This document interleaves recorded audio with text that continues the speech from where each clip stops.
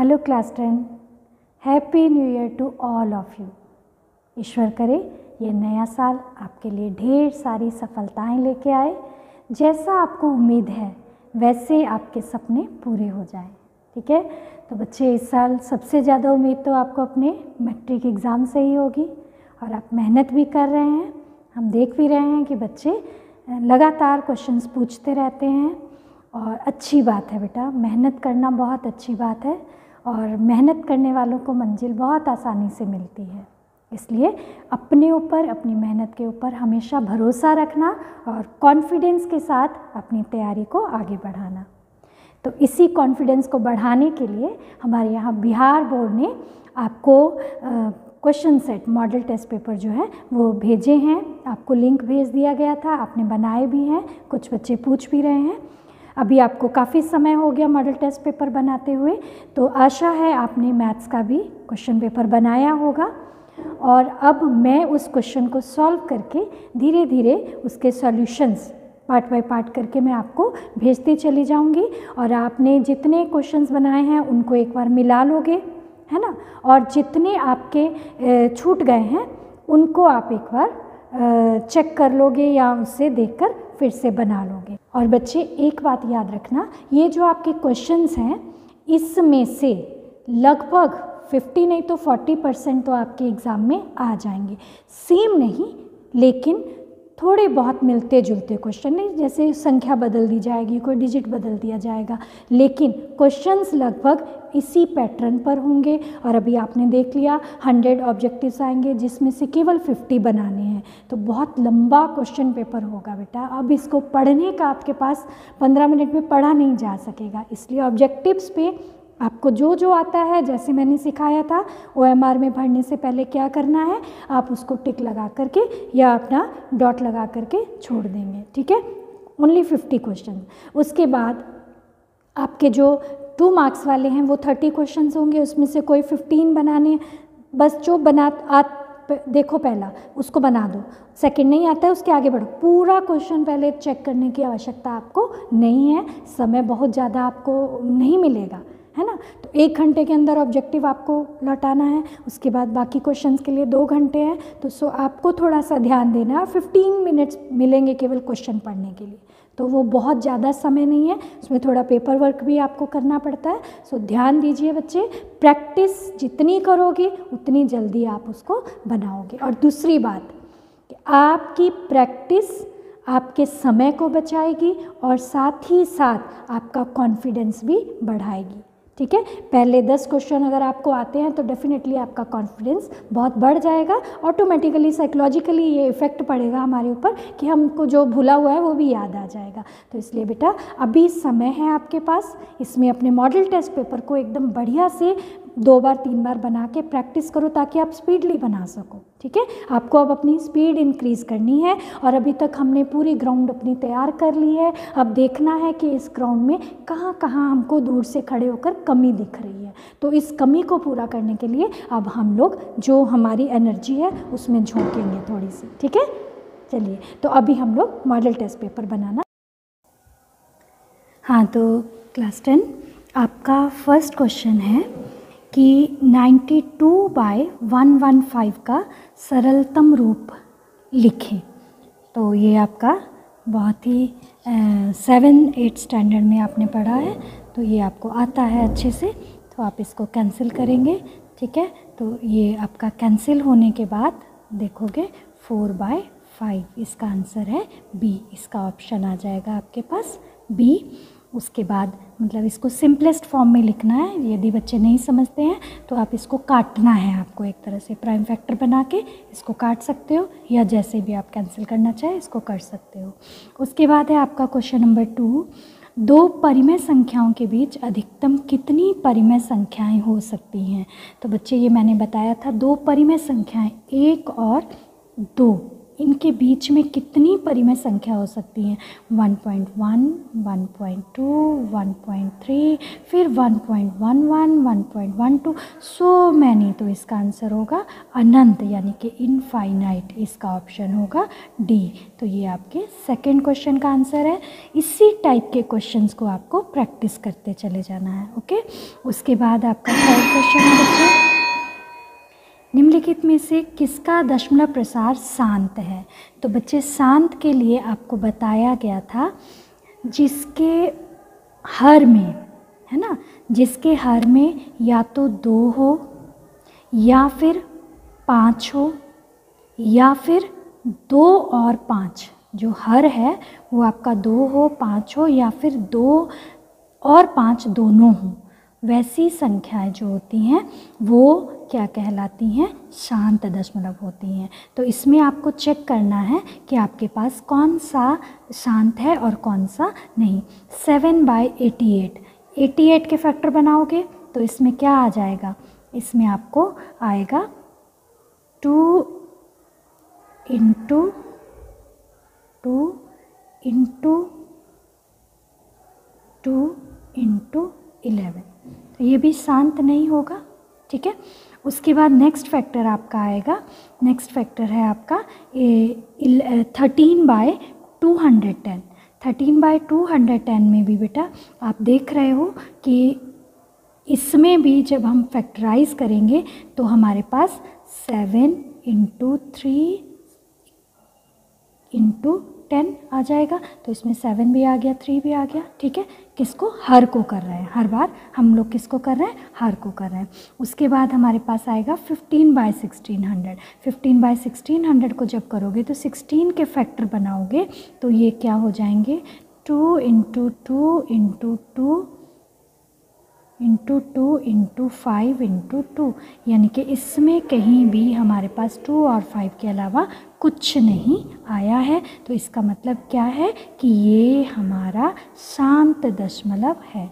उसके बाद 17/110 को 110 जो है उसके फैक्टर बनाओगे, 110 के फैक्टर 11 इंटू 10 आएंगे। तो ये भी आपका जो है इसमें भी 11 आ गया, ये भी नहीं होगा। तो इसका आंसर क्वेश्चन नंबर 3 का आंसर कौन सा होगा? सी हो जाएगा। ओके, उसके बाद हम लोग का नेक्स्ट क्वेश्चन है,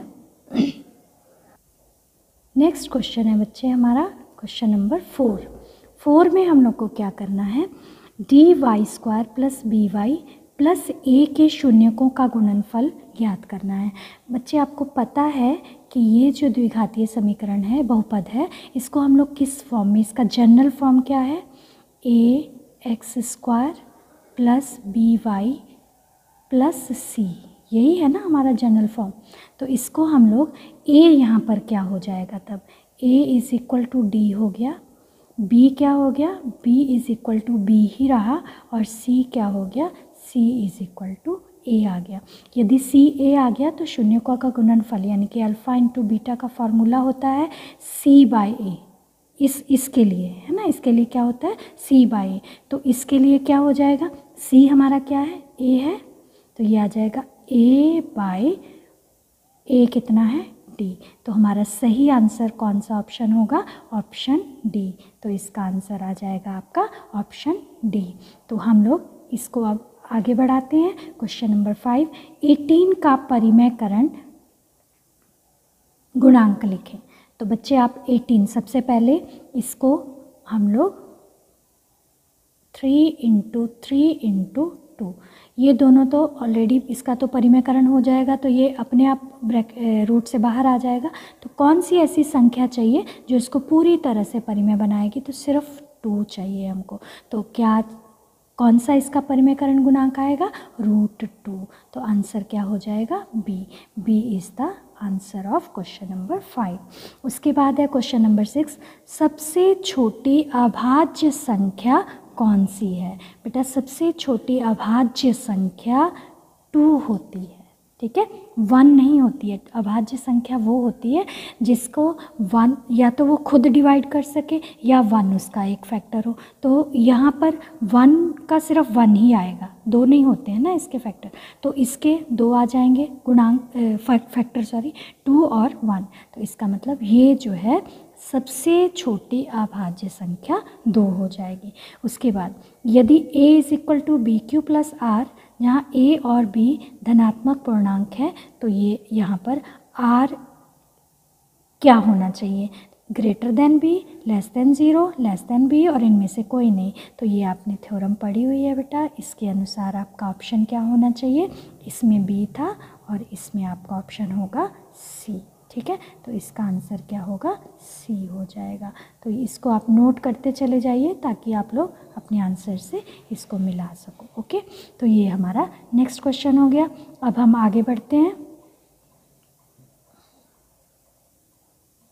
बच्चे। हमारा नेक्स्ट क्वेश्चन है क्वेश्चन नंबर 8। निम्नलिखित में से कौन परिमेय संख्या है, इसमें कौन सी रैशनल नंबर है, ये हमको फाइंड आउट करना है। तो रैशनल नंबर कौन सा है हमारे पास, ये देखते हैं। 4 + √3 है या √7 है। बेटा आपको पता है कि एक इरेशनल और रैशनल जब मिलते हैं, जुड़ते हैं, तो वो क्या हो जाते हैं, इरेशनल। ये तो अपने आप ही इरेशनल है। और ये 2√2 इसका आएगा तो ये भी इरेशनल हो गया। अब ये √5 कटेगा, इसका आंसर 6 आएगा। तो इसका आंसर हमारे पास क्या आ जाएगा, डी, जो कि इरेशनल नंबर है। उसके बाद है नेक्स्ट क्वेश्चन हमारा क्वेश्चन नंबर 9।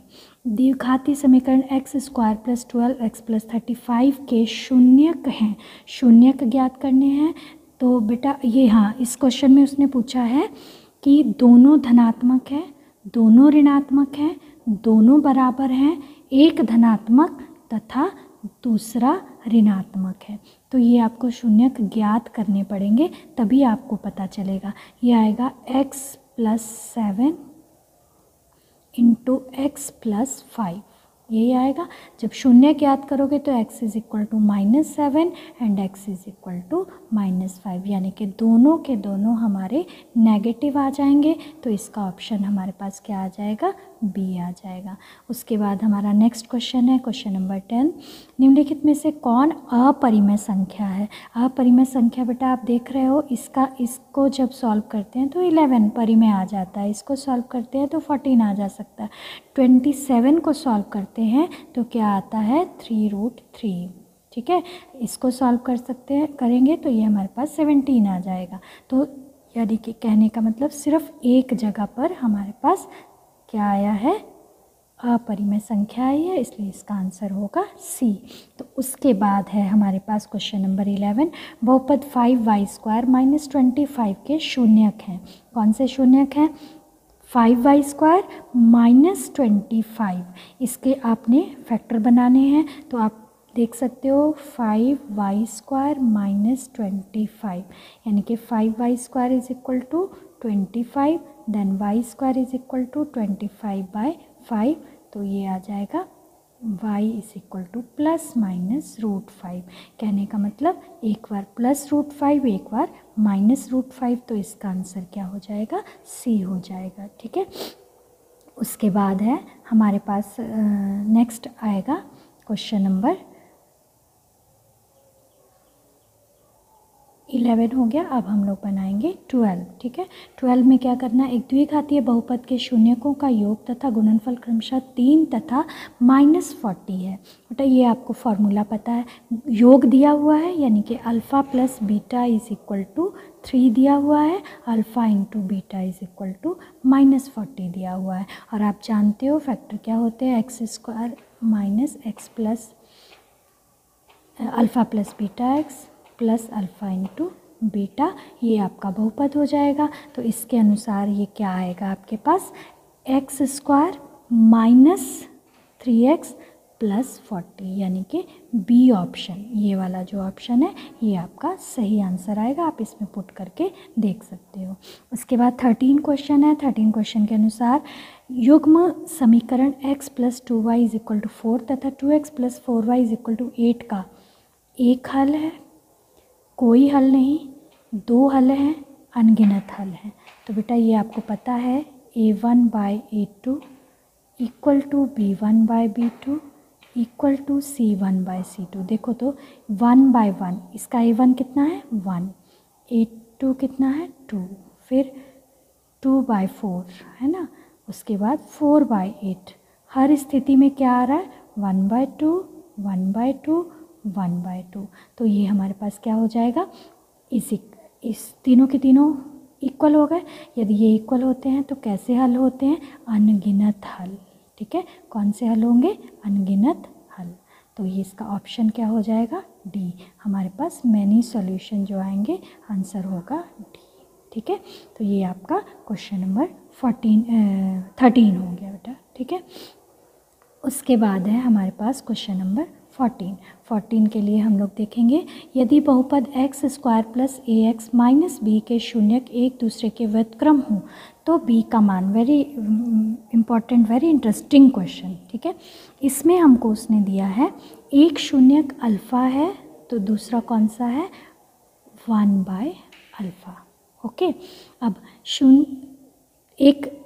एक शून्यक दूसरे का व्युत्क्रम है तो b का मान ज्ञात करें। हम जानते हैं बेटा कि शून्यकों का गुणनफल अल्फ़ा इंटू बीटा क्या होता है, c/a। यहाँ पे अल्फ़ा तो अल्फ़ा है ही, बीटा क्या है, 1/अल्फ़ा। तो c क्या है यहाँ पे, -b/1 आ जाएगा। तो ये अल्फ़ा अल्फ़ा से कट गया, then b 1 is equal to -b and -b is equal to b is equal to 1। b is equal to -1 हमारा आंसर आ जाएगा, b इज इक्वल टू -1। तो ये हमारा सेकंड ऑप्शन जो है ये इसका आंसर होगा b।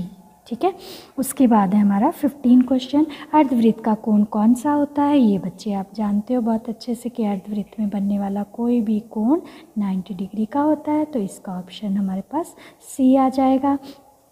उसके बाद है हमारे पास क्वेश्चन नंबर 16, द्विघातीय समीकरण ax² plus bx plus c is equal to 0 जहाँ a नॉट इक्वल टू 0 के वास्तविक मूल नहीं है। किस स्थिति में वास्तविक मूल नहीं है, यदि स्थिति आपको बतानी है बेटा। आप जानते हो कि d जो है वो लेस देन 0 हो तो वास्तविक मूल नहीं होते हैं। तो यहाँ पर आपका d क्या होता है, discriminant is equal to b² minus 4ac होता है। ये बात आप लोग जानते हो। तो इसका आंसर जो है वो आपका ये होना चाहिए d, यानी कि जब d लेस दैन होता है 0 से तभी, यानी कि नेगेटिव होता है d, तभी इसके मूल जो हैं वो वास्तविक होते हैं। ठीक है, तो ये हमारे पास हो गया। उसके बाद हम लोग को अब देखना है नेक्स्ट कि 17 क्वेश्चन हमारा, यदि अल्फ़ा तथा बीटा समीकरण 2x² minus x minus 6 is equal to 0 के मूल हों तो 1/अल्फ़ा प्लस 1/बीटा। तो बेटा सबसे पहले हम लोग इसको सॉल्व करेंगे। ठीक है, तो इसको सॉल्व करने के लिए हम लोग क्या करेंगे, 1/अल्फ़ा प्लस 1/बीटा, एलसीएम क्या आ जाएगा, alpha beta, that is beta plus alpha, यानी कि ये क्या है, मूलों का योग बटे मूलों का गुणनफल। तो मूलों का योग यहाँ पर क्या होगा, हम लोग पहले निकाल लेते हैं। Alpha plus beta is equal to 1/2, जानते हो ना, b/a होता है। तो इसी तरह c/a होता है। तो alpha into beta is equal to -6/2, यानी कि -3 हो जाएगा। ये आएगा हमारे पास 1/2 बटे -3/1, इसको लिख सकते हो। तो ये आ जाएगा -1/6। तो इसका सही आंसर होगा डी इज इक्वल टू -1/6 आ जाएगा। ये आप सॉरी एक मिनट रुको, प्लस, ये तो प्लस आया और ये माइनस आएगा, यस हाँ। तो इसका आंसर आपका -1/6 होना चाहिए, जो कि डी ऑप्शन है आपका। ओके, उसके बाद है हमारे पास क्वेश्चन नंबर 18 में वो कह रहा है, समानांतर श्रेणी -3, 4, 11 और 18 का 21वां पद है, इसका 21st टर्म हमको ज्ञात करनी है। तो वो क्या होगी बच्चे, आपको पता है फर्स्ट टर्म को a लिखते हैं -3, d कितना आ गया -4 प्लस 3 यानी कि 7 आ गया। अब हमको a21 ज्ञात करना है। a21 is equal to a plus 20d हो जाएगा। a कितना है -3 प्लस 20 इंटू 7, ये आएगा -3 प्लस 140, तो ये आ जाएगा हमारा 137। आंसर होगा डी, ऑप्शन डी जो है वो हमारा सही उत्तर होगा। ओके, निम्नलिखित में से कौन सा द्विघात समीकरण है? हमको इसमें द्विघात समीकरण निकालना है बेटा। तो आप लोग जानते हो कि कैसे होती है, जिसकी सबसे बड़ी घात 2 हो उसे हम लोग द्विघात समीकरण कहते हैं। तो आप सभी समीकरणों को पहले तो ये देखो, ये रूट में है ना। उसके बाद ये जब सॉल्व करोगे तो x पावर 4 आ जाएगा, ये x स्क्वायर होगा तो ये x स्क्वायर से कैंसिल हो जाएगा, तो ये द्विघात नहीं बचेगा। ऐसे भी ये फ्रैक्शन में है। ये जो है इसको हम लोग सॉल्व करके देखते हैं तो पता चलेगा क्या ये द्विघात समीकरण है कि नहीं है। मुझे लगता है x³ माइनस एक्स स्क्वायर, उसके बाद is equal to x³ minus 3x into X minus 1 minus 1³। ठीक है, तो x³ तो x³ से कट गया, बाकी हम लोग चेक कर लेते हैं। Minus X square is equal to minus 3x square plus 3 minus 1। ये मैंने क्या किया, इसको क्यूब वाले फॉर्मूले पे बैठा के खोल दिया, तो ये आ गया। ये अब इधर आके प्लस हो जाएगा, plus 3x square minus X square minus 3x plus 1 is equal to 0। ये आएगा 3 minus 1 2x square minus 3x plus 1 is equal to 0। तो आपके पास ये जो है द्विघातीय समीकरण के रूप में आया।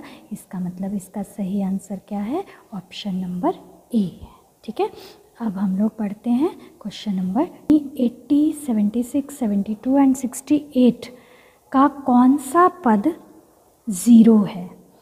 बेटा इसमें आपको ध्यान देना है। ए तो हमारे पास दिया हुआ है, एक मिनट सॉरी, ए हमारे पास दिया हुआ है, A is equal to 80, D is equal to 76 minus 80 then minus 4।